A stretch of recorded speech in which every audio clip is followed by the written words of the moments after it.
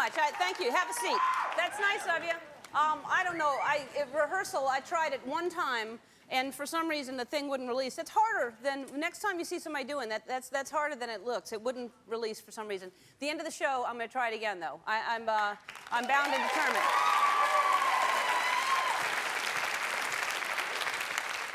So thanks a whole lot. That's nice of you. I'm telling you, and I've said it before, I'll say it again, I love being here. I love coming to work every single day for a couple of reasons. One is just because how can you not like this? And number two is it's the only time I leave my house. And it's a joke that my friends, I don't go out. I don't ever leave it. And I have a mile radius rule, too. I won't go anywhere outside of a mile of my house because I just hate the driving. It's just when I first started driving, you know, when I first learned when I was 6, no, but it's so much fun. You can't wait to drive when you're younger. And it meant freedom. It was just so much fun to drive a car. But that was when there were not so many cars on the road. Back in the 30s, when I learned, it was, I'd get in my horseless carriage and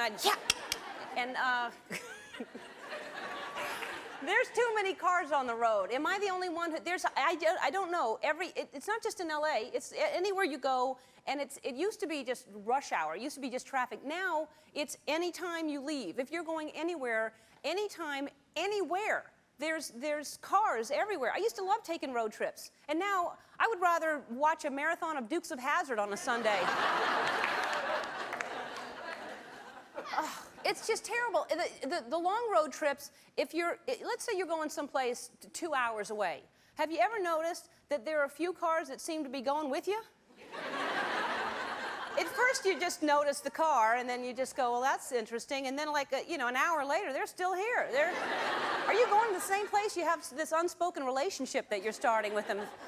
Eventually there's just a friendly nod, and you acknowledge each other, and then you notice you're singing the same oldies songs on the radio.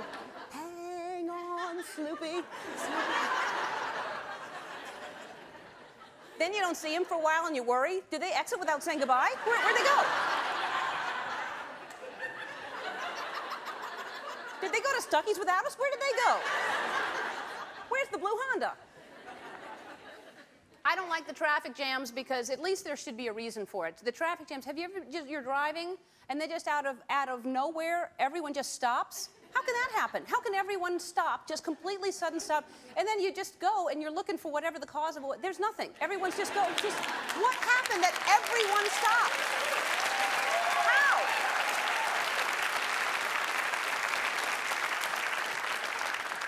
I want to see some kind of cause of it. I want to see, and sometimes it's just, you know what it is? Sometimes people are just slowing down to see that one shoe on the side of the road.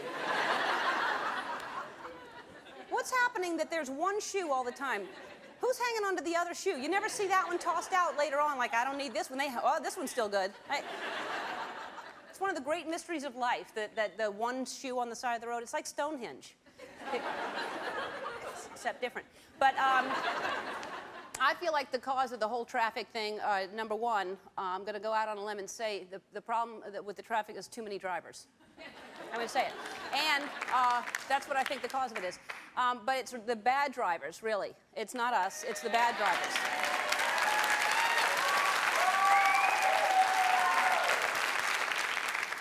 You're supposed to just drive. You get in the car and you drive, then you have these people on cell phones all the time. They're not paying attention. Or there's nothing worse than the huge SUVs that you're behind, so you really don't know if they're going slow because they have to or because they just feel like it, and you're trying to... If you're going to drive a big car, at least do the monster truck wheels so we can see below you. I need to at least see what's in front of me. I don't want... Or you see these, like, the RVs. Have you seen the drivers of RVs? And you'll pull alongside of them, and they're like little mini theme parks inside. There are people in there blending smoothies and buttering toast while they're driving.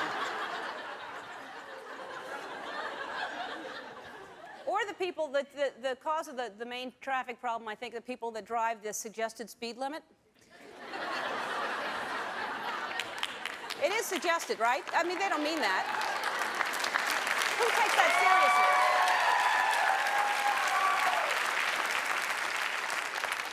55. I prefer 70, you know? they're not really telling you the limit. They just, you know, and also when you're driving, you know that car that pulls up right on your bumper, right on your rear bumper, and they flash their lights trying to get you to go faster? That's me. That's, yeah. Out of my way, I have to get to work. Because when I get to work, I get to dance. Make me dance, Tony. Hey, but it's Monday, and you know that means it's time for what are you doing while you're watching? All right, so dear Ellen, I am on a cruise watching you with my life vest on, waiting for the Surrey, in quotations, drill to begin. Surrey is another word for lifeboat, I think. Gwen Huffman, Eureka, California. Or Yreka? Yreka, California. I love that she's on a cruise, but she's watching my show in her cabin, waiting for a fire, some kind of drill to start. She should be eating at Captain Stubing's table or something, right? They must have a really great cruise director that she's in a room that Julie from the Love Boat wouldn't have let somebody do that. And also she puts in here Surrey. She thinks that Surrey is the word for a lifeboat, and we looked that up. Surrey it actually means a four-wheeled horse-drawn carriage. So, Gwen, take off the life jacket and put on a cowboy hat.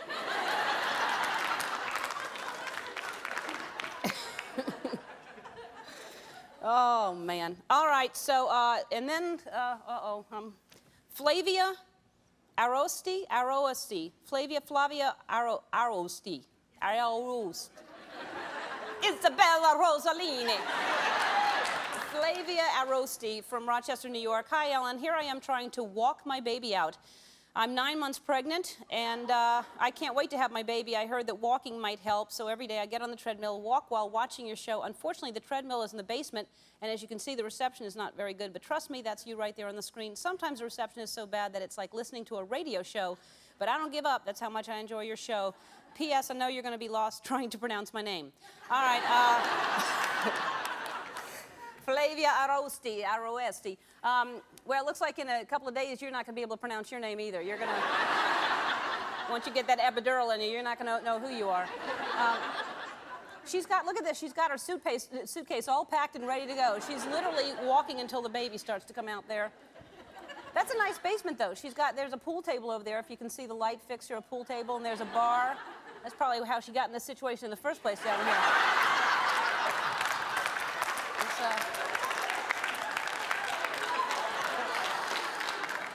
Flavia. Dear Ellen, we listen to your show every day. Our doctor brought in a radio for us to listen to while we worked, and we soon realized that our radio wasn't just a regular radio. It also could pick up certain TV stations. Since we cannot see you, we laugh at your dialogues and imagine how funny your antics, facial expressions, and yes, your world-famous dance moves must be, and how much we are missing out. We absolutely love your show. Ellen, we know you're very busy, but could you please call us and let us know you received our little note? Sincerely, Kathy, Nickel, and Courtney Lester from Spokane, Washington. Yeah. All right.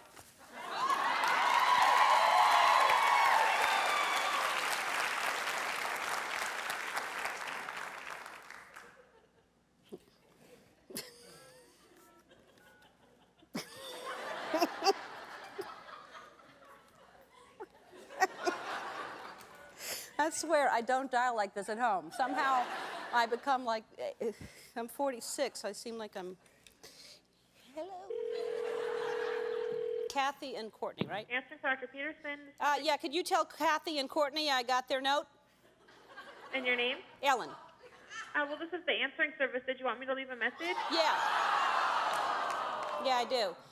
What's your name? Valerie. Hey, Valerie. Yeah, could you tell Kathy and Courtney that Ellen DeGeneres called them? Okay. Okay, thanks a lot. Uh-huh. Bye.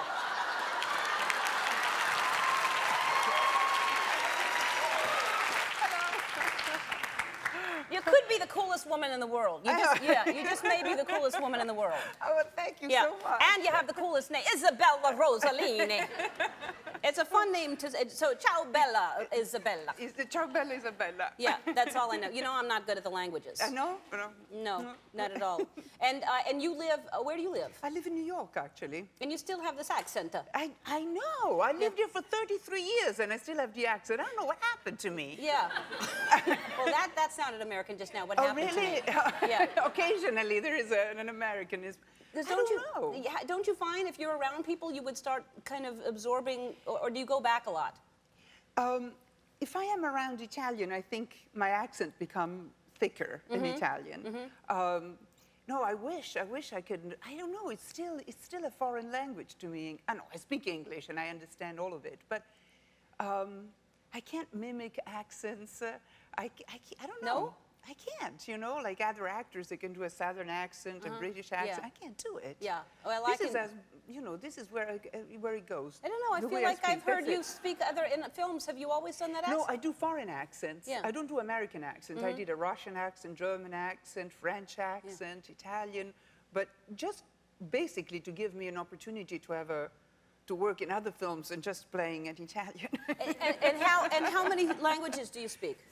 Three well, and then Italian? Italian, French, and English. And I work in these three languages. And then once you know these three languages, Spanish comes it free, you know. Oh, really? So it's four languages? Yes, because you can borrow, you know, you borrow a word in Italian, a word in French, and so Do you know what Spanish is Surrey there. means? No, that lady that wrote you the letter. Yes. Yeah, I didn't know that. No, well, she's wrong. Yeah, she thought Surrey was a lifeboat, you know. And it's also, there's a Surrey on Down from that Stone Cold Picnic. Remember that song? No, well, how does it go? Don't ask me. I don't know. Okay, so you must have also, you pick up all this because you traveled around, you were a model for Yes, I worked for many time. years. I worked for Lancôme for many years, but I just worked as a model for 20 years or 25, many. But you started modeling at 28. Yes. How's that? Late, How's you know? that? Yeah, you're shocked by it.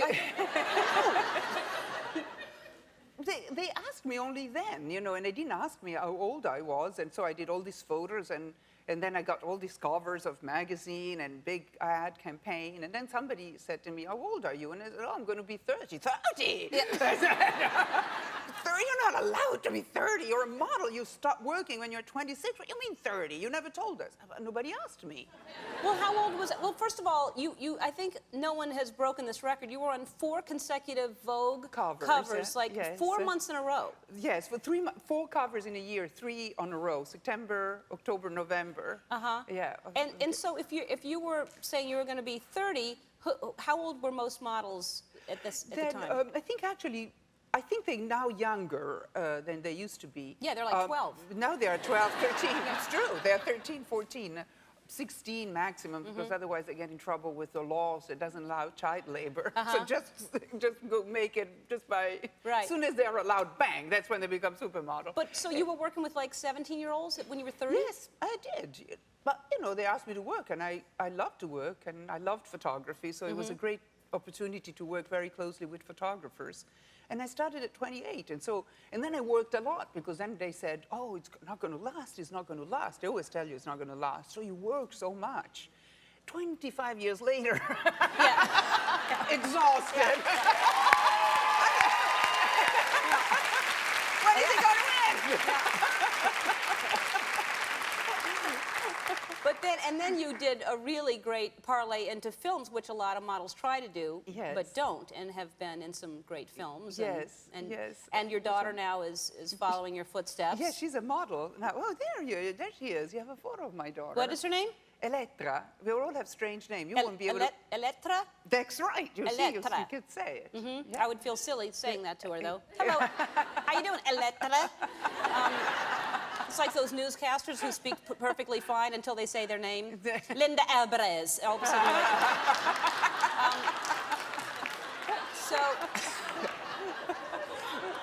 so does she want to act as well, or is she going to... No, she says she doesn't want to act, which surprised me. You know, I didn't want to act until I was very 30, 32 or something.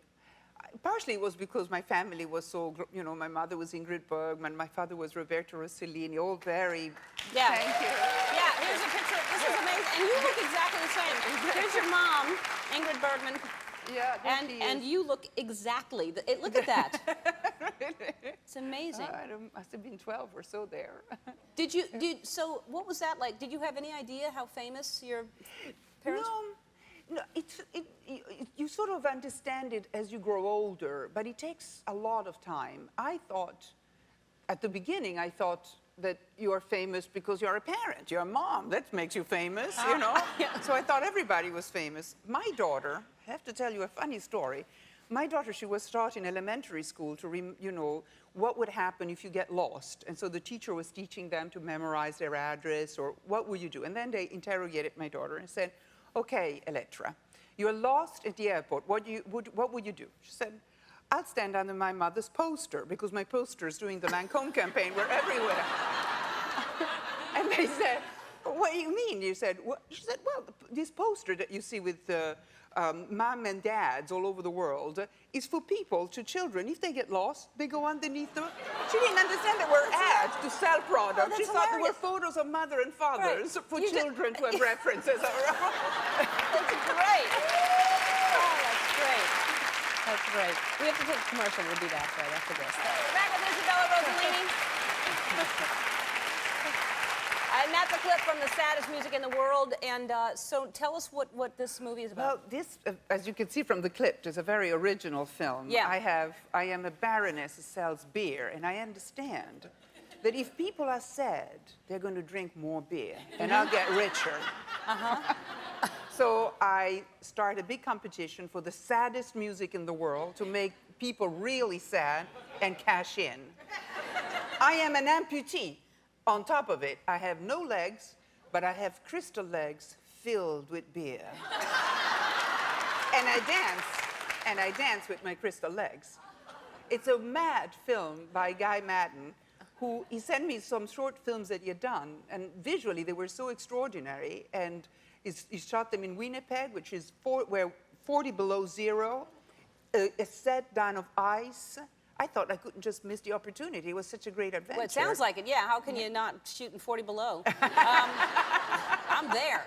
And how long did it take you to shoot that? 3 weeks, because when you do this independent film, they do them fast, which I love, because waiting in hotel rooms, this long, long production, actors, we're always waiting, and I don't like that. Yeah, that's the worst part of it. Just quickly, we have to go, but I know we have, as well as sharing our modeling careers, we also love animals, and you had a pet pig for a little while. Oh, I did, but I do not recommend it.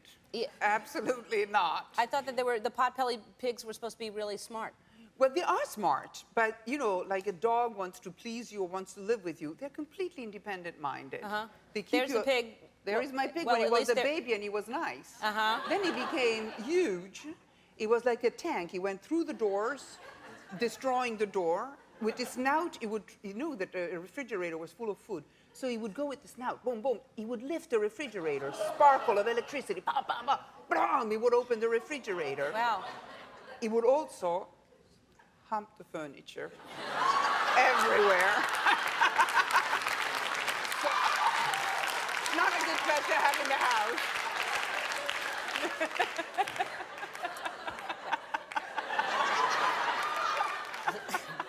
Hence the name Pig. Okay. They're very... You're just glowing. You're very happy. It's not a bad place in the world to be right now. Yeah. That's no, for sure. but you've got to be exhausted. I know you're running around, but just for the few people who haven't watched it, tell people what The Apprentice was quickly. Okay, The Apprentice is 16 contestants from around the country. We all flew to New York. We moved into Trump Tower, right on Fifth Avenue there, and we got divided into 2 teams of 8. And basically each week what we did was we competed in a different business challenge. So the first week we sold lemonade, the second week we did an ad campaign for a jet company, so on and so on. And each week the losing team would go to the boardroom and someone would get fired on national television. So it was pretty rough. I mean, you didn't want to, no one wants to get fired on national television. No. Yeah. So you win this whole thing. And because I just find it really interesting, the people that succeed, like Donald Trump and different people that are very successful. Have you always been this driven? Like, would people be surprised that went to school with you that you won this? You know what? It's funny because my parents said they knew I was a little different at the age of 10. When they sent me to my grandma's house for the weekend. They were going out of town. And my grandma taught me how to make pancakes. It's kind of a crazy story, but it's got a good ending. So I learned how to make pancakes. The next day I wake up, I invite all the old ladies from the neighborhood over and make them pancakes. Well, when they left, they all put $5 bills underneath their plate. So the next weekend I said, take me to grandma's. Weekend after that. So finally my mom's in my room and she finds a stack of money underneath my bed. And she was slightly alarmed. You know, a 10-year-old kid has this wad of cash underneath his bed. She wanted to know where I got it. So I had to fess up that I was running a makeshift restaurant on my grandma's house.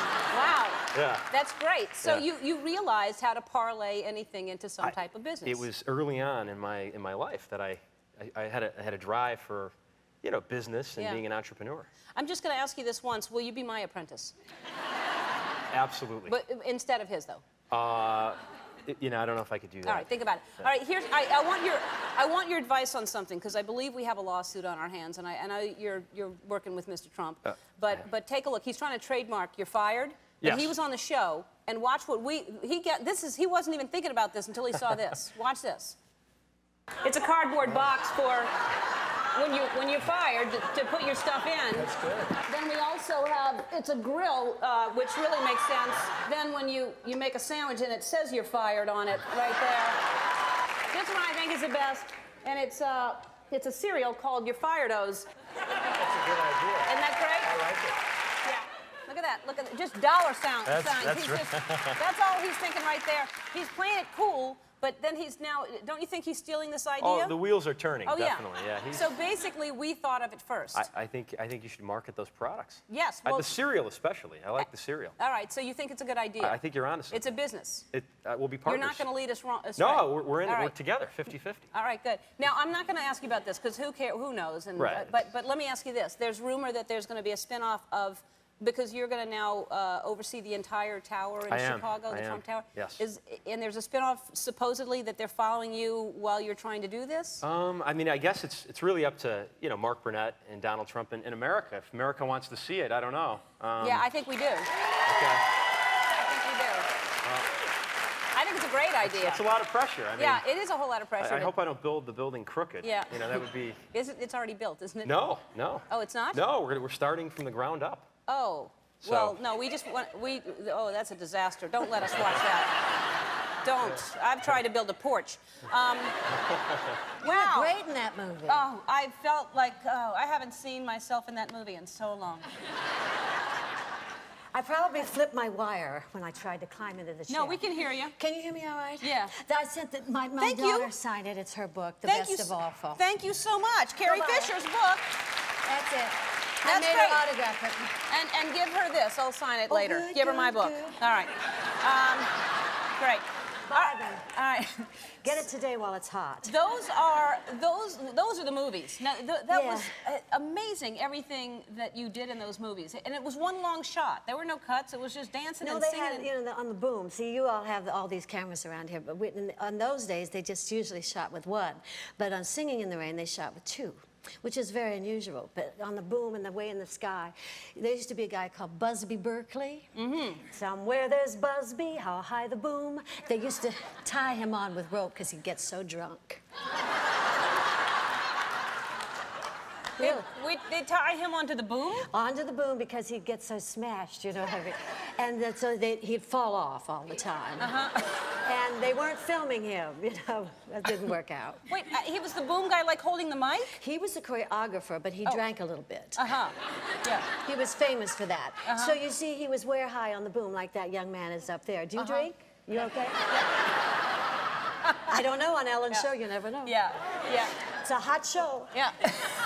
So anyway, enough of that. Singing in the Rain, which was great fun, but it was a lot of work. Oh, well, I'm sure it was. Well, first of all, I don't know if everybody recognized you from Will and Grace. You played Deborah Messing's mom on Will and Grace. But That's a good show. so you're still working. The point is, okay, you were 17 years old when you were doing Singing in the Rain. You've Yeah. been working, and you're 72? I am. She had to say it. Yeah. Yeah, I All always right. say, I know, Yeah. I don't mind telling it Yeah. because I'm so happy I'm alive. It's Yeah. all right. What's I'm one of the few old stars that still kicks it up. Yeah. Well, you're amazing.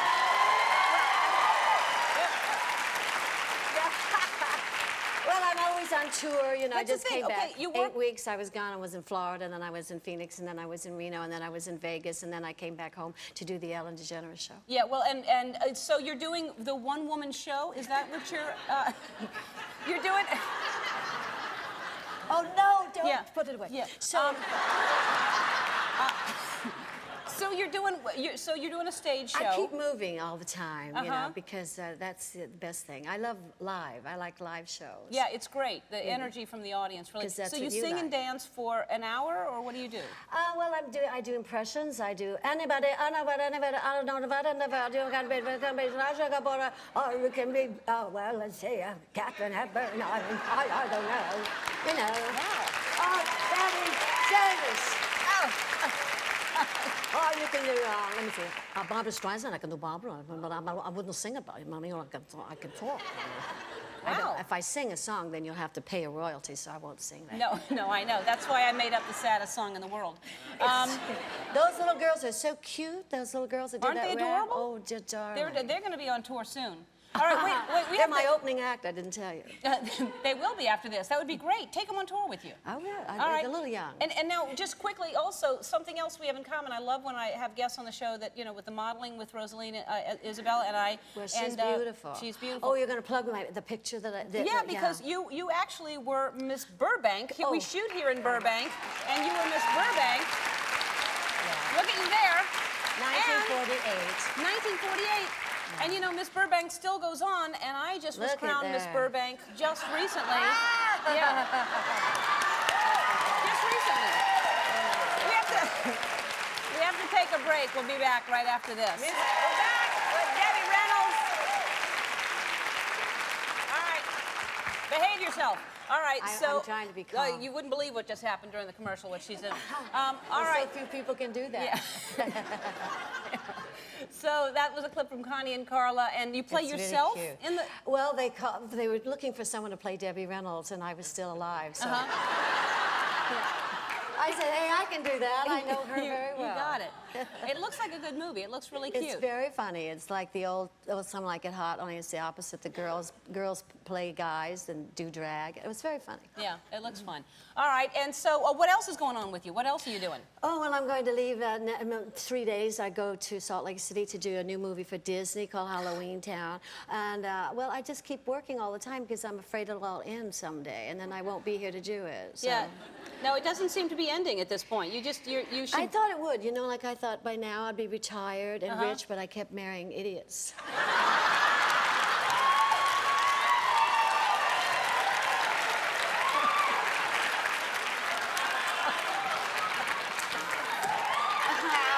See, you have no comment on that. No, 'cause I know. I'm not even there. I'm just going to leave that because That's why you'll be wealthy. it's beautiful. I like what you said. So, all right.